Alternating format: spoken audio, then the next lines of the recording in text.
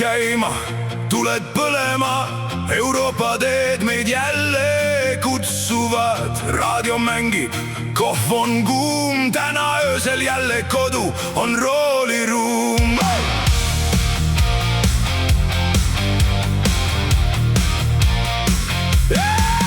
Läbi Saksa kiirteede, Alpide ja vihmarekkad reas nagu legendid filmis kihvad. GPS meil vahel eksib, aga vahet pole see, sest vennad hoiavad kurssi igal Euroopa teel.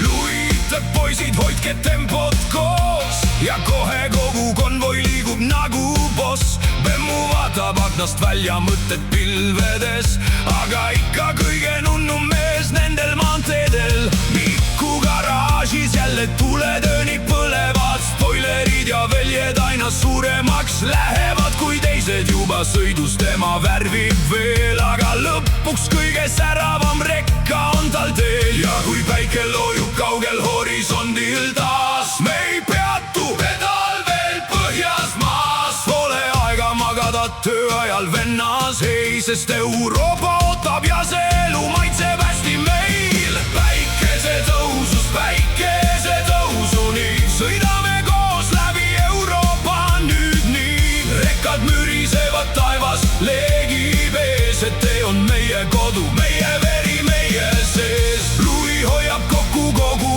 karjadel, Stennu tabelitega jälgib numbreid veel. Vätsa ütleb laiskus, seda siin ei näe ja Bemmu lihtsalt naeratab kuu valges mäel.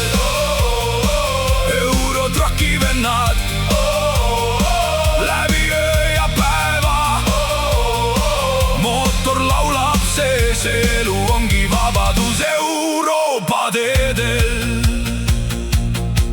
Stennu vaatab aruandeid igal pühapäeval, ütleb kütusekulu liiga suur sel nädalal. Kõik naeravad, kuid ausalt mees teab, mida teeb. Tema Exceli veel kogu firma püsti seisab veel. Vätsa astub sisse nagu ülemuste boss, kes jälle kraavi sõitis, räägime nüüd otse ross. Kahjulikud töötajad kaovad sekundiga, sest tema firmas ainult tugevad jäävad riviga. Prantsusmaal me sööme, Itaalias joome kohvi, Poola tanklas jälle keegi unustanud logi. Skandinaavia öös me virmalusi näeme ja hommikul Hispaanias juba päikest püüame. Raadio sahiseb. Miku, kus sa oled? Veel garaažis jälle või?